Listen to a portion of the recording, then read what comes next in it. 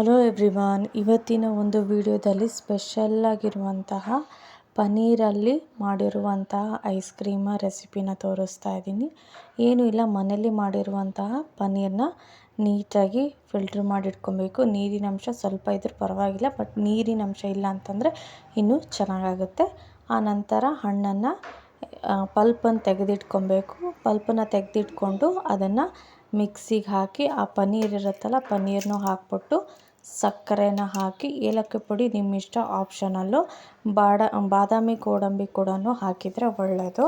ಎಲ್ಲ ಹಾಕಿ ನೀವು ಮಿಕ್ಸಿಯಲ್ಲಿ ರುಬ್ಬಿಟ್ಟು ಆ ರುಬ್ಬಿರುವಂತಹ ಮಿಶ್ರಣನ ಫ್ರೀಝರಲ್ಲಿ ಇಡೋಕ್ಕೆ ಐಸ್ ಕ್ರೀಮು ಕೋನ್ನ ಇಟ್ಕೊಂಡ್ರು ಬರುತ್ತೆ.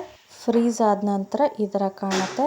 ತುಂಬ ಟೇಸ್ಟಿಯಾಗಿ ಮರಳಾಗಿರುವಂಥ ಐಸ್ ಕ್ರೀಮ್ ರೆಡಿ ಆಗುತ್ತೆ. Just like A kulfi.